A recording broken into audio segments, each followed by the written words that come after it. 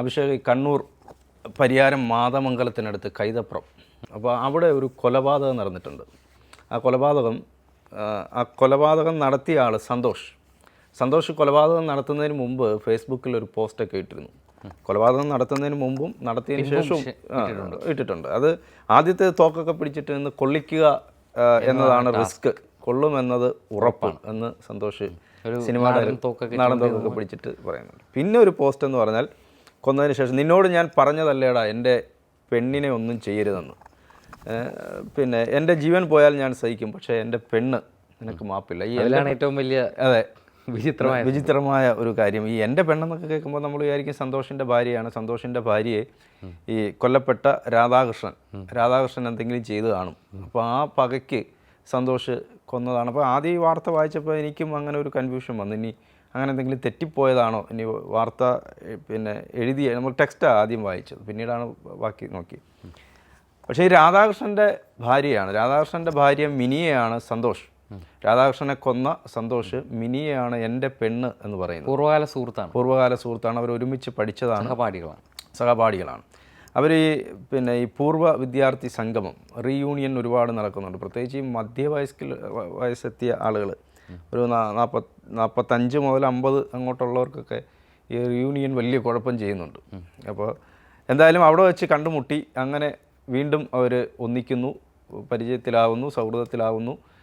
രാധാകൃഷ്ണൻ്റെ വീടിൻ്റെ പണിയുടെ കരാറുകാരനായി സന്തോഷ് എത്തുന്നു. അതിനുശേഷം ഇവർ വലിയ അടുപ്പത്തിലാവുന്നു. പോലീസ് കേസൊക്കെ ആയി. 1 മാസം മുമ്പ് രാധാകൃഷ്ണൻ ഇവർ തമ്മിൽ അടുപ്പത്തിനെ കുറിച്ചൊക്കെ കൊണ്ട് പോലീസിലൊക്കെ പരാതി കൊടുത്തിരുന്നു. പക്ഷെ അതിനുശേഷവും ഇയാളുടെ ഭീഷണി ഉണ്ടായിരുന്നു, സന്തോഷിൻ്റെ ഭീഷണി രാധാകൃഷ്ണൻ. അങ്ങനെയാണ് രാധാകൃഷ്ണനെ സന്തോഷ് വെടിവെച്ച് കൊല്ലുന്നത്. എന്താണ് അതിൻ്റെ കൂടുതൽ വിവരങ്ങൾ? എനിക്ക് തോന്നുന്നു മിനിയെ അതിനകത്ത് കേസിൽ പ്രതിയാക്കാനുള്ള ഉണ്ട്. ഇരിക്കൂർ കല്യാട് സ്വദേശിയാണ് ഈ പറയപ്പെടുന്ന രാധാകൃഷ്ണൻ. ഇയാൾ കുറേ നാളായി കൈതപ്രത്താണ് താമസിക്കുന്നത്. ഇയാൾ ഒരു ഗുഡ്സ് ഓട്ടോ ഡ്രൈവറാണ്. ഈ ഇദ്ദേഹത്തിൻ്റെ ഭാര്യയാണ് മിനി. ഇദ്ദേഹത്തിന് ഏകദേശം 49 വയസ്സിനോടടുത്ത് പ്രായമുണ്ട്. ഇയാൾ കൈതപ്രത്തിനടുത്ത് ഇപ്പോൾ ഒരു പുതിയ വീട് നിർമ്മിച്ചുകൊണ്ടിരിക്കുകയാണ്. ഈ വീട് പണിയുടെ കരാർ ജോലികളുമായി ബന്ധപ്പെട്ടാണ് സന്തോഷ് എന്ന് പറയുന്ന വ്യക്തി ഇയാളുടെ ഒരു സൗഹൃദത്തിലേക്ക് വരുന്നത്. അങ്ങനെ കരാർ ജോലികൾ ഏറ്റെടുത്ത് നടത്തി വന്നിരുന്ന സന്തോഷ് ഈ രാധാകൃഷ്ണൻ്റെ ഭാര്യ മിനിയുടെ ഒരു സഹപാഠിയാണ്, പഴയൊരു സഹപാഠിയാണ്. അങ്ങനെ ഇരുവരും തമ്മിലുള്ള ഒരു സൗഹൃദമാണ് ഒരുപക്ഷെ ഈ കരാർ ജോലി ഇയാളെ ഏൽപ്പിക്കാനുള്ള കാരണം. അതിനുശേഷം ആ പരിചയം മുന്നോട്ട് കൊണ്ടുപോകുന്നു. പിന്നീട് ഒരു പൂർവ്വ വിദ്യാർത്ഥി സംഗമം സംഘടിപ്പിക്കപ്പെടുന്നു. ഈ പൂർവ്വ വിദ്യാർത്ഥി സംഗമത്തിൽ വെച്ചാണ് ഇവർ വീണ്ടും അടുക്കുന്നത്. അടുത്ത് ഇരുവരും തമ്മിലുള്ള കൈകോർത്തുള്ള ചിത്രങ്ങൾ സാമൂഹിക മാധ്യമത്തിൽ ഉൾപ്പെടെ പോസ്റ്റ് ചെയ്യപ്പെട്ടു. വിനോദയാത്രയ്ക്ക് അപ്പോൾ കൈകോർത്ത് നിന്നിട്ടുള്ള പടം. ഈ നമ്മൾ പറഞ്ഞ പോലെ ഈ സന്തോഷ് എൻകെ എന്ന് പറയുന്ന വ്യക്തി ഈ കൊലയ്ക്ക് ശേഷവും കൊലയ്ക്ക് മുൻപും ഫേസ്ബുക്കിൽ ഇതുമായി ബന്ധപ്പെട്ട കാര്യങ്ങൾ ചങ്കൂറ്റത്തോടെ പോസ്റ്റ് ചെയ്ത വ്യക്തി. ഇയാളുടെ ഒരു സ്വഭാവം നമ്മുടെ ഇലന്തൂർ നരബലി കേസിലെ ഹൈക്യു ഭഗവത് സിംഗിൻ്റെയും സമാനമാണ്. ഇയാളുടെ ഫേസ്ബുക്ക് പോസ്റ്റ് അല്ലെങ്കിൽ വാളൊന്ന് കയറി നോക്കിക്കഴിഞ്ഞാൽ വളരെ വിചിത്രമാണ്. എന്തൊക്കെയോ പറയുന്നു, എന്തൊക്കെയോ ചെയ്യുന്നു, എന്നാൽ പറയുന്നത് ചെയ്യുന്നുണ്ട്. അതാണ് എൻ്റെ ഏറ്റവും വലിയ സംഗതി. അങ്ങനെ ഇരുവരും തമ്മിലുള്ള ഈ ഫോട്ടോ രാധാകൃഷ്ണൻ കാണാനിടയാകുന്നു. രാധാകൃഷ്ണൻ പിന്നീട് ആദ്യഘട്ടത്തിൽ ഇത് നിസ്സാരമായി എടുത്തുവെങ്കിലും പിന്നീട് ഇതിൻ്റെ ഒരു ഗൗരവം വർദ്ധിച്ചതോടെ അയാൾ ഈ ബന്ധത്തിൽ നിന്ന് പിന്മാറാൻ ഭാര്യയെയും സന്തോഷിനെയും വിലക്കുന്നു. ഇതുകൂടാതെ ഇയാൾ പലവട്ടം ഭാര്യയെ മർദ്ദിക്കുകയടക്കം ചെയ്യുന്നുണ്ട്. ഈ മിനി നമ്പ്യാർ എന്നാണെന്ന് തോന്നുന്നു അവരുടെ പേര്, ഭാര്യ. മിനി കണ്ണൂർ ജില്ലയിലെ പ്രധാനപ്പെട്ട ഒരു രാഷ്ട്രീയ പാർട്ടിയുടെ ജില്ലാ കമ്മിറ്റി അംഗമാണ്. രാധാകൃഷ്ണനും സാമാന്യം മെച്ചപ്പെട്ട രീതിയിൽ പൊതുപ്രവർത്തനം നടത്തുന്നയാളാണ്, പ്രാദേശികമായി പ്രവർത്തിക്കുന്ന ആളാണ്. അവിടുത്തെ ഉത്സവ കാര്യങ്ങളിലും അല്ലെങ്കിൽ പൊതുവായി നടക്കുന്ന കാര്യങ്ങളിലെല്ലാം ബന്ധപ്പെട്ട് ഗുഡ്സ് ഓട്ടോ ഓടിച്ച് ജീവിക്കുന്ന ഒരാളാണ്. ഇയാളാണ് കൈതപ്രത്ത് വണ്ണാത്തിപ്പുഴയുടെ സമീപത്താണ് ഇയാൾ ഒരു വീട് വയ്ക്കുന്നത്. ആ വീട്ടിലേക്ക് ഈ കഴിഞ്ഞ ഇടയ്ക്ക് ഏകദേശം 3 മാസങ്ങൾക്ക് മുൻപാണ് പരിയാരം പോലീസ് സ്റ്റേഷനിൽ ഈ വ്യക്തിപരമായ കാരണങ്ങൾ ചൂണ്ടിക്കാട്ടി ഈ രാധാകൃഷ്ണൻ പരാതി കൊടുക്കുന്നത്. അതിൽ എതിർകക്ഷി ഈ സന്തോഷായിരുന്നു. സന്തോഷും ഭാര്യയുമായുള്ള വഴിവിട്ട ബന്ധം തങ്ങളുടെ കുടുംബജീവിതത്തെ ബാധിക്കുന്നു എന്നൊക്കെയായിരുന്നു അദ്ദേഹത്തിൻ്റെ അന്നത്തെ പരാതി. ആ പരാതി പ്രകാരം പരിയാരം പോലീസ് ഇരുവരെയും വിളിച്ചു വരുത്തി രമ്യതയിൽ കാര്യങ്ങളൊക്കെ പരിഹരിച്ച് വിട്ടതാണ്. അതിനുശേഷമാണ് വീണ്ടും ഈ പ്രശ്നങ്ങൾ ഉണ്ടാകുന്നത്. ഭാര്യയെ അല്ലെങ്കിൽ രാധാകൃഷ്ണൻ സ്വന്തം ഭാര്യയെ സന്തോഷിൽ നിന്ന് അകറ്റി എന്നതായിരുന്നു ഇയാളുടെ സ്ഥിരം പ്രകോപനത്തിൻ്റെ കാരണം. മാത്രമല്ല രാധാകൃഷ്ണൻ ഈ കുറച്ച് ദിവസം മുമ്പ് ഈ മിനിയെ മർദ്ദിച്ചിട്ടുണ്ട്. ഈ കാരണം പറഞ്ഞിട്ട് മർദ്ദിച്ചു. അതാണ് സ്ഥിരമായി അപ്പോൾ ഈ മർദ്ദിച്ചത് ഇയാൾക്ക് പെട്ടെന്ന് പ്രകോപനമായി. അതുകൊണ്ടാണ് എൻ്റെ പെണ്ണിനെ നീ എന്റെ പെണ്ണിനെ തൊടുന്നുള്ളൂ ലൂസിഫറിൽ മോഹൻലാൽ പറയുന്ന പോലെ അതേ കണക്കിന് ഒരു നാടൻ തോക്കൊക്കെ ആയിട്ട് അത് മാത്രമല്ല മദ്യപാനം ഈ ഭയങ്കര മദ്യലഹരിയിലായിരുന്നു. ഈ ചെയ്യുമ്പോഴും മദ്യപാനിയാണ്. അത് പ്രകാരം ആണ് 20-ാം തീയതി ഇക്കഴിഞ്ഞ മാർച്ച് 20 വ്യാഴാഴ്ച വൈകിട്ട് 6:30-യോടെ ഈ രാധാകൃഷ്ണൻ ഈ പണി നടക്കുന്ന വീട്ടിലേക്ക് വരാറുള്ള കൃത്യമായ സമയം കണക്ക് കൂട്ടി ഇയാൾ ആ വീട്ടിലേക്ക് എത്തി. ഈ സമയവും നന്നായിട്ട് മദ്യപിച്ചിരുന്നു. അതിനുശേഷമാണ് ഇയാൾ ഈ സംഭവം നടക്കുന്നതിൻ്റെ രാവിലെ ഇത് പ്രകാരം ഇയാൾ ഒരു ആസൂത്രണം ചെയ്ത് ഈ രാധാകൃഷ്ണനെ വകവരുത്താൻ വേണ്ടി എത്തിയിരുന്നു എന്നാണ് പറയപ്പെടുന്നത്. അതിനുശേഷം അതൊരു സാഹചര്യം ഒത്തില്ല. അത് പ്രകാരം പോയിട്ട് തിരിച്ചുപോയി വൈകിട്ട് 6:30-യോടെ ഒരു ഇരട്ടക്കുഴൽ തോക്കും കത്തിയുമായിട്ടാണ് വന്നത്. ഇനി തോക്കുകൊണ്ട് വെടിവെക്കാൻ പറ്റിയില്ലെങ്കിൽ കത്തി കൊണ്ട് ആക്രമിക്കാം എന്നുള്ളതായിരിക്കാം അദ്ദേഹത്തിൻ്റെ രീതി, അയാളുടെ ഒരു ലക്ഷ്യം, മോട്ടീവ്.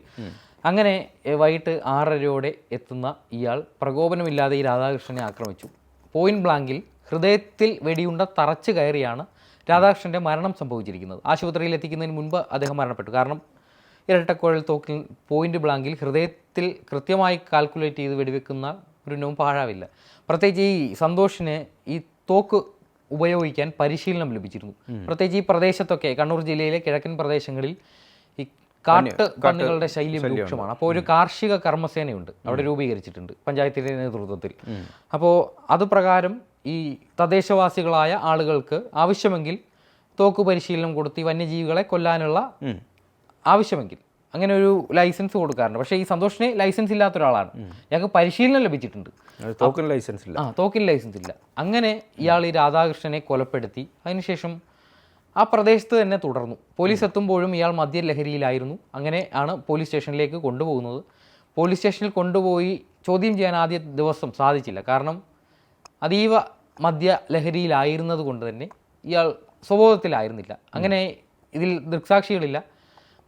അതേസമയം ശാസ്ത്രീയ തെളിവുകൾ പരമാവധി പോലീസ് ശേഖരിക്കുന്നുണ്ട്. എന്നാൽ ആദ്യഘട്ടത്തിൽ ഈ തോക്ക് കൊലപാതകത്തിന് ഉപയോഗിച്ച് തോക്ക് കണ്ടെത്തിയിരുന്നില്ല. ഈ തോക്ക് എവിടെ എന്നുള്ളതായിരുന്നു ഈ അന്വേഷണ സംഘത്തെ കുഴപ്പിച്ചത്. ആദ്യ ഘട്ടത്തിലെ പരിശോധനകൾക്കിടെ പോലീസ് നായ അടക്കം ഈ സമീപത്തുള്ള വണ്ണാത്തിപ്പുഴയുടെ തീരത്തേക്ക് മണം പിടിച്ചെത്തിയിരുന്നു. അവിടെ ഈ തെളിവുകളും അല്ലെങ്കിൽ ബാക്കി ഇതുമായി ബന്ധപ്പെട്ട കാര്യങ്ങളൊക്കെ ഉപേക്ഷിച്ചിരിക്കാമെന്നായിരുന്നു നിഗമനം. എന്നാൽ ഇന്ന് ഈ രാധാകൃഷ്ണൻ്റെ ഭാര്യ മിനിയും അമ്മയും താമസിച്ചിരുന്ന വാടക വീട്ടിൽ നിന്ന് ഈ രാധാകൃഷ്ണൻ ഇപ്പോൾ വീട് വയ്ക്കുന്ന സ്ഥലത്ത് നിന്ന് ഏകദേശം 500 മീറ്ററോളം മാറിയുള്ള വാടക വീടിൻ്റെ പിന്നിലെ ചായ്പിലെ വിറകുപുരയിൽ നിന്ന് ഈ തോക്ക് കണ്ടെത്തിയിട്ടുണ്ട്. അപ്പോൾ ഇതിൽ ഈ മിനിക്ക് എന്തെങ്കിലും പങ്കുണ്ടോ എന്നത് അന്വേഷണ വിധേയമാക്കേണ്ട കാര്യമാണ്. ഇപ്പോൾ രാധാകൃഷ്ണൻ്റെ കുടുംബമടക്കം അത്തരത്തിലൊരു സംശയം പങ്കുവച്ചിട്ടുണ്ട്.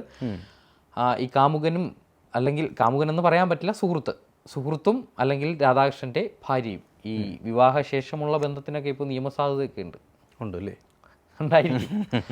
അല്ലെങ്കിൽ ഈ ഫേസ്ബുക്കിലൊക്കെ പോസ്റ്റ് ഇട്ട് പോയ ഒരാളെ കൊല്ലാൻ ഉള്ള മാനസികാവസ്ഥയിലേക്ക് പണ്ട് ഈ കുറച്ച് നാളുകൾക്ക് മുൻപ് നമ്മൾ ചർച്ച ചെയ്യുന്ന എപ്പോഴും 2K അല്ലെങ്കിൽ 90 കിഡ്സിൻ്റെ കാര്യങ്ങളായിരുന്നു. എന്നാൽ ഇപ്പോൾ 80s വന്നിരിക്കുന്നു. അല്ല, അതിനകത്ത് പ്രധാനപ്പെട്ട ഒരു പോയിന്റ് ഉള്ളത് ഈ 2K കിഡ്സിനെ ആളുകളൊക്കെ കുറ്റം പറയുമെങ്കിലും 2K കിഡ്സിൽ ഞാൻ കാണുന്ന വലിയൊരു പ്രത്യേകത, അവർക്ക് ഇപ്പോൾ ആരോടെങ്കിലും ഇഷ്ടം തോന്നുകയാണെങ്കിൽ അത് ആരെയും ഭയക്കാതെ അവർ തുറന്നു പറയും. എനിക്ക് നിന്നെ ഇഷ്ടമാണ്. അത് പെണ്ണായാലും പിന്നെ ആൺകുട്ടിയായാലും പെൺകുട്ടിയായാലും പറയും. പണ്ട് അങ്ങനല്ല. ഈ പറയുന്ന സന്തോഷിൻ്റെയും രാധാകൃഷ്ണൻ്റെയും ഒക്കെ കാലത്തോ ഒക്കെ ഇത് പ്രണയം ഉണ്ടെങ്കിൽ പറയത്തില്ല. ഇതിങ്ങനെ മനസ്സിൽ വെച്ചിരിക്കും. മറ്റേയാൾക്കും ഉണ്ടാവും ഇയാൾക്കും ഉണ്ടാവും. പക്ഷേ ഒരിക്കലും തുറന്നു പറയാൻ പേടിയാണ്. അപ്പോൾ അങ്ങനെ വരുമ്പോഴാണ് ഈ റീയൂണിയനുകളുടെ ഒരു വലിയ കുഴപ്പം. ഈ പണ്ട് പറയാതെ പോയ പ്രണയമെല്ലാം കൂടെ ഈ റീയൂണിയൻ വരുമ്പോൾ ഇവരൊരു ഘട്ടം കഴിഞ്ഞ് പിന്നെ മക്കളൊക്കെ വലുതായി അവർ പഠിക്കുകയും പ്ലസ് 1 അല്ലെങ്കിൽ +2 അല്ലെങ്കിൽ ഡിഗ്രി അല്ലെങ്കിൽ ചിലപ്പം വിവാഹം കഴിഞ്ഞ് 2 മക്കളുണ്ട്, വിവാഹം കഴിഞ്ഞ് പോയിട്ടുണ്ടാവും. അപ്പോൾ പിന്നെ വേറെ പ്രത്യേകിച്ച് ജോലിയൊന്നുമില്ല, ഈ ഫോണും കയ്യിലുണ്ട്. അപ്പോൾ റീയൂണിയൻ വരുന്നു. അപ്പോൾ പണ്ടത്തെ ഇങ്ങനെ കാണുമ്പോൾ ഓർമ്മകൾ പുതുക്കുന്നു. അതെ, പഴയ കാര്യങ്ങളൊക്കെ പറയും. പണ്ട് എനിക്ക് നിന്നെ ഇഷ്ടമായിരുന്നു. അപ്പോൾ ഭർത്താവ് കുറേ വർഷമായിട്ട് അയാളുടെ കൂടെയാണ് ജീവിക്കുന്നത്. അയാളുടെ കുറേ വർഷം ജീവിക്കുമ്പോഴത്തേക്ക് ഈ റൊമാൻസൊക്കെ തീർന്നല്ലോ. ഇപ്പുറത്തും അങ്ങനെ തന്നെ ആയിരിക്കും. ഇയാൾ കല്യാണം കഴിച്ചിട്ടില്ല. അല്ല, ഞാൻ പറഞ്ഞ ഇയാളുടെ പൊതുവേ ഉള്ളു. അപ്പോൾ അങ്ങനെ വരുമ്പോൾ ഒരു പുതിയ ആളുകൾ, പുതിയ സൗഹൃദം, പണ്ട് കിട്ടാതെ പോയ ആളിനെ വീണ്ടും കണ്ടുമുട്ടുന്നു. അപ്പോൾ ഞാനൊരിക്കൽ നമ്മുടെ ഒരു സുഹൃത്തിൻ്റെ ഒരു വീട്ടിൽ ചെന്നപ്പോൾ അവിടുത്തെ അവിടെ ഇങ്ങനെ അവർ റീയൂണിയന് പോയ ആളുകളാണ്. അപ്പോൾ ആ വോയിസൊക്കെ ഞാനിങ്ങനെ കേൾക്കുന്നുണ്ട്. ഇവിടെ ഇരിക്കുന്നു, അപ്പുറത്തിരുന്നാണ് അവർ കേൾക്കുന്നത്. അവിടെ ഒരു ലേഡിയാണ്. അപ്പോൾ ഇത് കേൾക്കുമ്പോൾ നമുക്ക് മനസ്സിലാവും അതിനകത്ത് മുഴുവൻ ഈ പ്രണയവും ചൂണ്ടയിട്ട് സ്ത്രീകളെ പിടിക്കാനുള്ള പരിപാടിയൊക്കെയാണ് അതിനകത്ത് നടക്കുന്നത്. അപ്പോൾ അത് തന്നെയാണ് ഇവിടെയും സംഭവിച്ചിട്ടുള്ളത്. ഈ ആളുകൾ അന്ന് പറയാതെ പോയത് മനസ്സ് തുറന്ന് പറയുമ്പോൾ ഇവർക്ക് മനസ്സ് മടുത്തൊക്കെ ജീവിതം മടുത്ത് ലൈഫ് ഒരു പുതിയ എന്തെങ്കിലും ഒരു പിന്നെ എന്താ പറയുന്നത് എൻ്റർടൈൻമെൻറ്റോ അല്ലെങ്കിൽ എൻഗേജ് ആകാനോ ഒക്കെ ഉള്ള ഒരു ഇത് വരുമ്പോൾ ഈ സൗഹൃദത്തിലേക്കൊക്കെ അങ്ങ് പോകും. ഇതൊരു മായിക ലോകം പോലെ ഫോൺ കയ്യിലുണ്ട്, വാട്സപ്പ് ഉണ്ട്. അപ്പോൾ അതിലേക്ക് മെസ്സേജ് ഒരു നിയന്ത്രണമില്ലെങ്കിൽ കാര്യങ്ങൾക്ക് പോകരുത്. പരമാവധി ഒരുപാട് കേസ് നമ്മളെ മാത്രം ബാധിക്കുന്ന ഒരു വിഷയമല്ല, നമുക്ക് ചുറ്റുമുള്ള ഒരുപാട് പേരുണ്ട്. അതെ അതെ അതെ. ഇപ്പം നമ്മുടെ കുടുംബം, കുട്ടികൾ, അല്ലെങ്കിൽ ഭർത്താവ്, പങ്കാളി, അങ്ങനെ പലരുണ്ട്. അതെ അതെ. അപ്പോൾ അവരിലുള്ളൊരു വിശ്വാസം ഇത്തരത്തിലുള്ള നശിക്കുന്നത് പിന്നീടുള്ള കുടുംബ ബന്ധങ്ങൾ മുന്നോട്ട് പോകുന്നതിൽ വളരെ പ്രത്യാഘാതങ്ങൾ ഉണ്ടാക്കും. അതുകൊണ്ട് ഇത്തരം കാര്യങ്ങളിൽ നിയന്ത്രണമില്ലാത്തവർ ഈ റീയൂണിയൻ പോലുള്ള പരിപാടികൾക്ക് മനോഹരമായി ആസ്വദിക്കേണ്ട കാര്യങ്ങളാണ് റീയൂണിയനുകൾ. അപ്പോൾ അത്തരം കാര്യങ്ങൾക്ക് പോകാതിരിക്കുക, സ്വയം നിയന്ത്രണമില്ലെങ്കിൽ. എന്തായാലും ഇതിൽ ഭാര്യയുടെ പങ്ക് എന്തായാലും അന്വേഷിക്കും. ഈ പറയപ്പെടുന്ന സന്തോഷ് എൻകെ എന്തായാലും അറസ്റ്റിലാണ്. അതെല്ലാം വിചിത്രമായൊരു കൊലപാതകമാണ്. വിചിത്രമായൊരു കൊലപാതകം. ഫേസ്ബുക്കിൽ പോസ്റ്റിട്ട് കൊല്ലാവുന്ന ഒരു രീതിയിലേക്ക് കേരളത്തിലെ ക്രമസമാധാന നില മാറുന്നു എന്നുകൂടി പറയേണ്ടി വരും. ശരി.